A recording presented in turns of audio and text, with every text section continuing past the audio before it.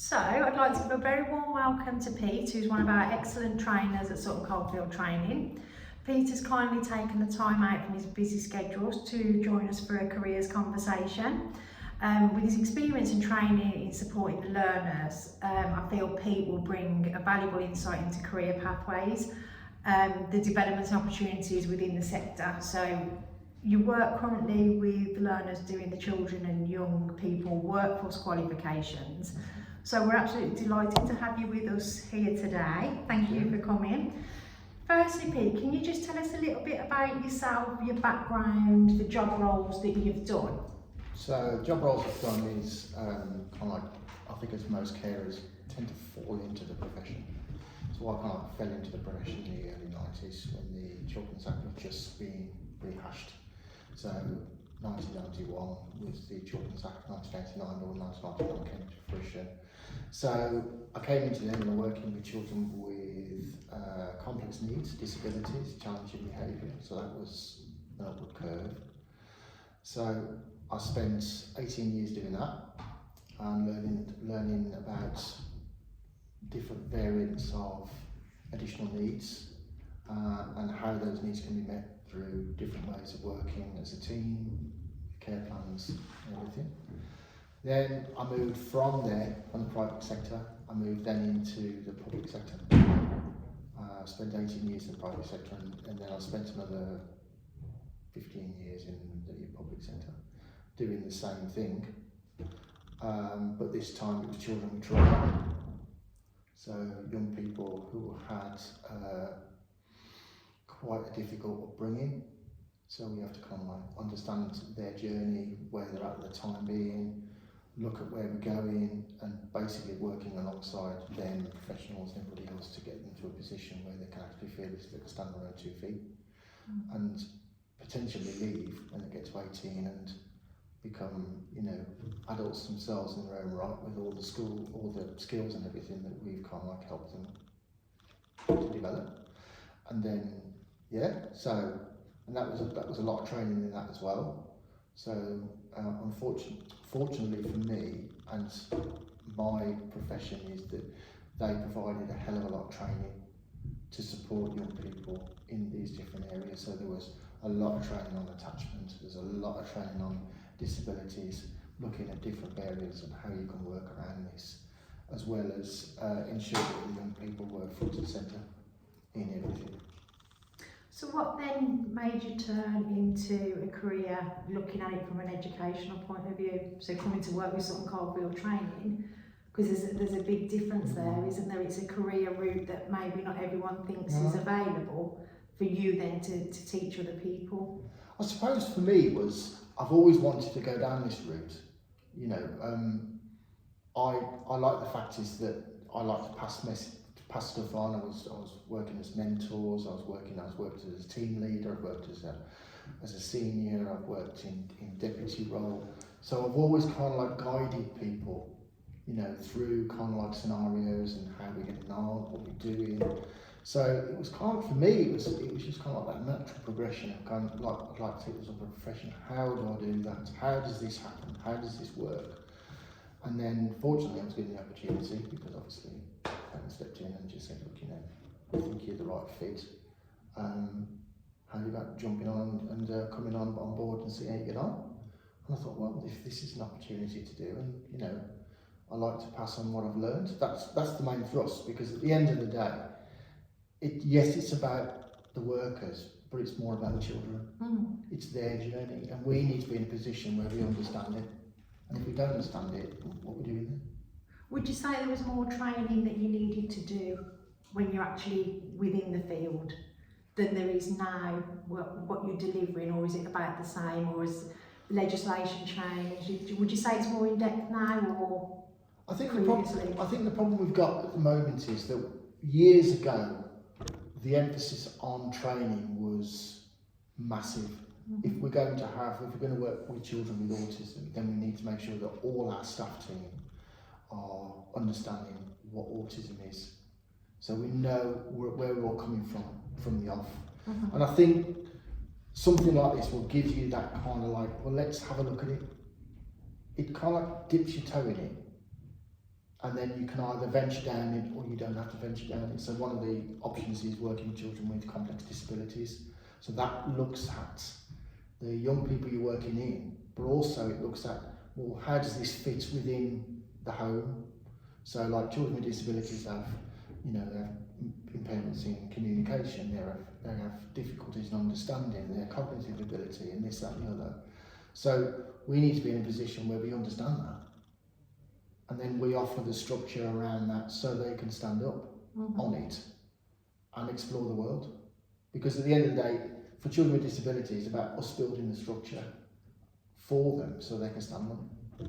So you talk quite proudly about both roles that you've had there, and they're quite extreme. I know there's the one common denominator with the children. What would you say is the most rewarding part from each job? So one working directly with them to now having learners that you're teaching and guiding. I don't think there's actually one set thing. So I've been in the fortunate position where there's people worked as a solid team, and as a team you work together. So the more you develop as a team, the more conscious you become of each other's skills. So that's one thing. And the other thing is, it's about, with that team comes the understanding and development of the young people. Because you can't do it on your own. This is not something that you literally, I'm going to come like member of staff, I'm going to go this route. If you've got no team behind you, you've got nothing. So it's all about teams, understanding the young person, and then it's all about understanding the young person together to put them in a position that they can kind of like understand the world. Because with children with disabilities, that's the problem. They don't understand the world, so we need to put in a position where that world is opened up to them. Well, how do we do that? So if you was to give someone a piece of advice that was looking to step into the sector of childcare and young people, if you could give them one piece of advice, what do you think you'd say? Be curious. Simple as that. Just be curious. The more curious you are, the more questions come up, but the more answers you see. So by being curious, you go down this learning route. By being curious, you learn to explore. And there's nothing wrong with being curious. I think sometimes 20, 30 years ago, people weren't curious. They were basically saying, this is what we need, we're going this way. Well, I think the culture's now changing, whereby we're exploring with the child what's going on. And yes, they might not be able to understand it and explain it, but at least we can kind of get some sort of focus on what's going on. So if we talk about career pathways, because obviously you're a perfect example of you was in one industry and you've stepped into another. What other avenues would people have? So think about your learners that are on programme now. What sort of routes could they take that they may possibly not realise are open to them once they've completed their apprenticeship? And this is when you kind of unpack it. So when you unpack the curriculum in itself, so you start off with professional development, what that looks like. As a team leader, you need to understand what that professional development looks like as far as your team is concerned, where they're all at, so you can work together. And then working as, then you start to understand child development, so you don't go down the psychology route, and then you start going down the sociology route. And not only that, the social policy route, which is also positive outcomes, that's about sociology. It's about, families working and, self-fulfilling prophecy. What does that look like? And then you're exploring the kind of the country, the north-south divide, and by doing that, you start to pull stuff apart, and you go, okay, then fine. You look at certain things. So they were saying, in the news on Wednesday, so they were saying that 22.5% A-level passes were in the north, whereas the south is 32.5. So why is that so different? And that obviously looks at the north-south divide. So when you start to pull that apart, you kind of explore different avenues. So I would say psychology, sociology, social policy. Those are the three things that I look at, and I've always looked at. I was fortunate to undertake some courses and do some A-levels in psychology and sociology. So this complements that and vice versa. So if you want to go down that route, so go down the psychology route and then take up that and then probably do an access course or get onto university by understanding child development, which will gives you an inroad to, you know, understanding children on a micro sector. And then you look at young people, or look at sociology, and then you look at on a macro sector. You know, why is this community functioning in this way? And then by pulling that apart, you start to see how the ways communities work together. So it's the macro versus micro, and the micro versus macro. You know, it's just constant. So for me, it was a case of, by exploring those things, we're not only looking at just one young person, we're looking at the community that we've lived within, and unpacking that as well. So, you know, you could be looking at young people, children with trauma. You might find that there might be a wider circle of people that's going through the same thing. And then children with disabilities, you might find that it might affect just the family as an insular. You know, so you start supporting the family, start supporting the family as a whole. You know, one of the things that we've experienced with children with disabilities was there was a lot of guilt as far as parents were concerned, because they were so sad that their children had come into care. And there was, you know, and so you help to support the young person and the family be a family, even though children are in different accommodations, you know. So, and then you're looking at that, and then you're looking at safeguarding.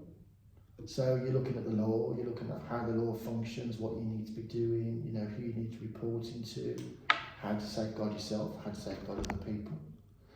And then you start looking at, when you look moving from safeguarding, that might take you down, I don't know, could take you down the police route, if that's what you want to pursue.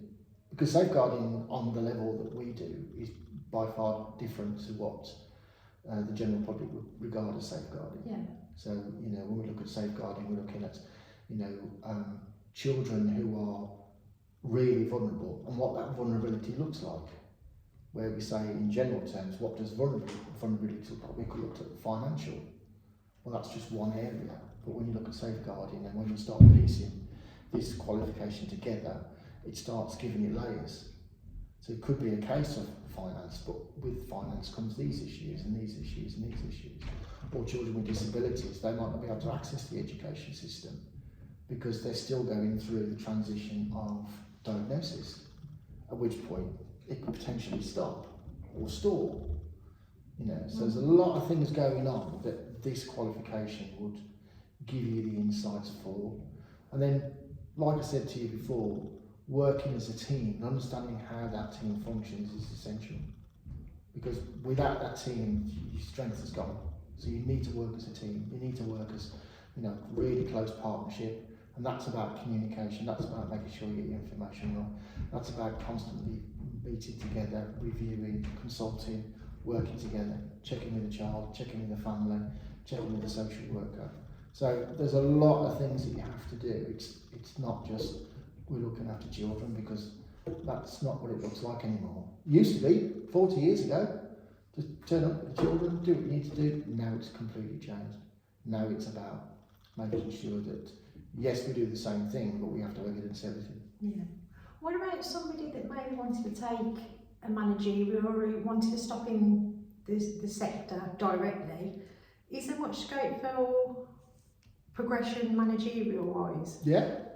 I mean, if you think about it, if you're doing all this, you're in a position of leadership anyway. Because if you're taking a disclosure, then you're leading that disclosure. That information might be going to the social worker, but you still need to be working around the child that's disclosed. You know, it doesn't just copy pass this information on and that's it. You still need to help the young person understand that this is the process, but we'll be walking with you every step of the way. So you're already in a position of leadership, whether you like it or you don't. And then obviously you do like shift leading. So, you know, staff members are put on as RSWs are put on as shift leaders. So they're in a position of leadership anyway. And as you go up, those tiers change. So your responsibility get bigger. So I actually think this qualification is a really good way of actually dipping your toe in again to what leadership looks like. And then you make that informed choice. Do you want to progress? Don't want to progress? What does seniority look like? So, you know, I think so. I think so. So we're making reference, aren't we, to the level 3 apprenticeship. Mm. What qualifications follow in suit that if someone wants to take a managerial route? Well, obviously, is the level 5 in this, so this is the managerial route. If you wanted to kind of like go further, then you could turn around and you could take on a career as a social worker, or you can be a family support worker. There's lots of places you can go with this qualification. Yeah. It's not necessarily, I say to all my learners, this qualification is not a one-trick pony. This qualification is about everything. So you're looking at everything. And by looking at everything, you're building a picture. When we look at young people, we look at care plans, when we look at risk assessments, risk assessment doesn't stand on its own, yeah? So risk assessment is part of something, and part of something else, and part of something else. And all of them are constantly evaluated. Well, social workers do this, family support workers do this, police do this. There's a lot of things, that skill set that we do here that can be taken further, that would be very difficult. And because you're working with children with trauma, you're having a close-knit understanding of their world, as opposed to looking at it from very much like a helicopter, saying, well, we understand what trauma looks like. Okay, fine, great, we do. What's it like firsthand? Yeah. And then all of a sudden, it's scary. People turn around saying, if they disclose, would you be scared? I think people would be terrified, because they've got information they've really got to deal with, and it's really important, and need to get it right. But in the same time, this is a person that's just entrusted their darkest secret to a person that are thinking, well, okay, now I'm making myself really vulnerable. So you need to have the skill set to do that. And this gives you that. I think that's what was quite surprising, because we had a conversation previous, didn't we, about career routes, and does everybody who initially takes on this job, do they fully understand the routes they can take? And I know you've done us a fantastic spider diagram that's going to support the video as well, so people can actually sit down, and you've broke it down into areas. Would you say there's any areas that are specifically challenging for somebody that wanted to progress in this career, whichever route they take? Is there many challenges that they might face? In what way? What challenges? To get there, do you think there's much competition? So say if you've got an establishment that's up and running, and you've gone in as a child support worker, is there many challenges that person may face if they want to go up the managerial route? Is the opportunity there, or is it a case of you have to wait for someone to leave before you can step up? Or I think, to be absolutely honest, that depends largely on the company. But the way I see it is that if you're in a position of shift leading and you're getting into the habit of doing it, then there's nothing wrong with taking that skill set and taking it somewhere else. Mm-hmm. So the challenge would be, okay, there might be any way forward here, but I'm learning the ropes so I can take it there. And that's generally how people work. If there's no way forward in some companies, then sometimes you make a sideward step and then move forward. But I think the biggest challenge with working in this sector is taking what you've learned and evidencing it and using it to a certain degree. Obviously, you mentioned GDPR and everything, we need to make sure that's in place. To fully understand and grasp the job you're doing, because I don't believe people, when they turn around and talk, and they say that they're working with young people, they have a very, very close, small understanding of what that encompasses. But if you look at our curriculum plan, which is 16 units long, and then also saying, well, that's childcare. A lot of people, I didn't think it was like that. I didn't think it was as big as that. Look at something like, child development, you're looking at Piaget and Watson and stuff like that. And you're looking at those theories, and then you turn around to your and say, how does that fit within home? Where does this work? Because you've got to have the connection between the two, because if you don't have it, this theory is absolutely useless. So how does it work? So by doing that, and then when you look down when you start to venture down this route and saying, well, okay, I can see how this works, then you start to take that bit of information and place it somewhere else, So what you're doing is, in effect, is you're taking the strengths that you have and you've learnt and you've given it to other teams. That is the whole point of this, is you pass on what you've learned so people can benefit from it. Not, I've learnt this, thank you very much, I'll keep it to myself. Because that's not what this is about, and this is why I do it. Because I like to pass on what I've learned. That's the whole point. Because the only people that benefit are the children. That's the most important thing. So you talk about sharing your knowledge and information, which is amazing. What sort of personal skills do you think you teach people would they need to work in childcare? So you can have all the knowledge and all the facts. Do you think you give your learners them personal skills that's needed to? Because it's quite an intense industry, isn't it? I think that some of the things that people come along is they have a tendency to say, I don't know whether I can do this. And then I explore it and I say, why do you not think you can do it? And they're saying, well, you know, it's learning, it's education, anyone pattern. So what kind of education kind of format and method are you looking at? And they're very much set in like, you know, very much like comprehensive school, like you do something, you test it, and that's it. And sometimes it's about kind of like unpacking that and just looking at it and going, oh, okay, then fine. Learning ain't about just getting down on paper. Learning is about doing. So do something, reflect upon it, and then see what you've learned. And then, you know, so, and I think I've always asked my learners to kind of like, because they talk about I haven't got the confidence. And they say, and I say, okay, then fine. Give me another word for confidence. And they're struggling. I say, okay then. So my question is, why not change it to self-belief? And they go, what do you mean by that? I say, well, people are not very confident in certain areas, but they are in others. And they go, right, okay, so you believe in yourself in these areas, and the parts that you don't believe, you go and research, get better at it, and then you believe yourself even more. And they go, I've never really thought of it like that. So, well, that's what confidence is. It's not a mist that just descends that you've got it. You know, you might have very confident in one area, but you're not in another. That's perfectly normal, you know. So I unpack it like that way, and then I kind of like walk through how we can do it. So where their strengths are. And if there's like a disability, or I don't call it disability, I call it additional need. If there's additional need, like you have dyslexia, and well, let's unpack that then. Because the world talks about dyslexia in a negative for it. Mm-hmm. I talk about it in a positive, because there are things that you possess that some other people don't possess or are not very good at doing. And a young person or a learner comes along with dyslexia, and you go, well, do you do this then? And they go, yeah. Oh, okay, there's not many people that can do it that way. So all of a sudden you become important. And they go, right, I never really thought of it like that.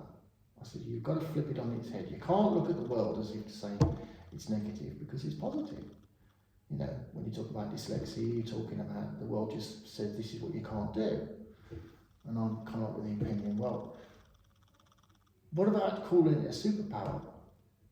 And they go, what do you mean by that? And I said, well, are you good with social skills? And you go, yeah. And you go, okay, then fine, it's good with social skills. Kids need that. They need somebody to connect with straight away. Otherwise, you've lost it. And sometimes it is about having that chat, that you have that social skills, and you just kind of look at the level.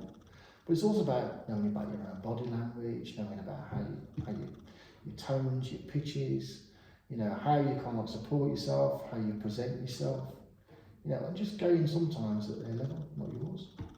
And I suppose that self-belief as well, if we look at it in a career aspect, it's having that self-belief that they can go on and have a look at different roles. Just because it's out their comfort zone, there is so many different roles, isn't there, linked to this one apprenticeship that can open people's eyes. Yeah, and I think the good thing about it is that, you know, some of my learners have gone, I didn't think I could do it, and I did it. And I went, well, you did it because you did it. Okay, I pointed you in the right direction, but at the end of the day, you did all the hard work. So if you can do it once, why can't you do it again? And again and again and again, because now you've got your format. Use that. Would you advise any of your learners to take a route in delivering education as well, since it's a route you've took? If they want to, I mean, if that's what really you want to do, I'd say, yeah, go down that route. You know, because there's people, I have skill sets that I don't understand, and there's other people that they do. And, you know, when you start, you know, teaching and delivering this, all of a sudden the world becomes a little bit more understanding. You know, so by doing that, you're looking at it from another point of view and through another lens. You know, and then and then everybody starts to understand how things work. You know, so I've always turn around. It's very when young people have come into our care, whether children with additional needs or whether children with a trauma, it's always good to understand the history. So you get an idea of where they're at, but also just be curious. I mean, I might sit around and say, I don't want to be here. Okay. I think if I was in your position, I wouldn't be here either. Really? And there's your empathy. That's a big skill set to have, isn't it, empathy? Yeah. Which doesn't come naturally to everyone. So I suppose if you've got somebody starting off with that, they've got a good basis of working in that sector. Yeah. But I mean, sometimes by growing that empathy, you're just being in it and exploring it with young people. Because there is a lot of young people that's literally moved from home to home to home to home to home. You know, we call it transitioning. We transition by choice because we decide we want to move. You know, we decide we want to move house. We set everything up for us to do it. But even if we didn't want to, there'd be a certain amount of control that we have that enables us to make the right choice. So there is a degree of power. When you look at young people that are basically being moved and don't get a choice, and that power is removed, then you've got to look at it from their point of view. I've been plunked here, don't really want to be. Yeah. How do I explore it now? Because let's be honest, I've got no friends, I've got no anybody around, and this, that, and the other. The only people I've got is people that's in front of me trying to make me welcome, but I don't want to be here. And sometimes by looking at that point of view, you start to understand, well, okay, then what exactly, next 3 months, what are we looking at? And it might be just a case of just connect, that's it, just connect. We'll work everything else around that, but the name of the game is just connect.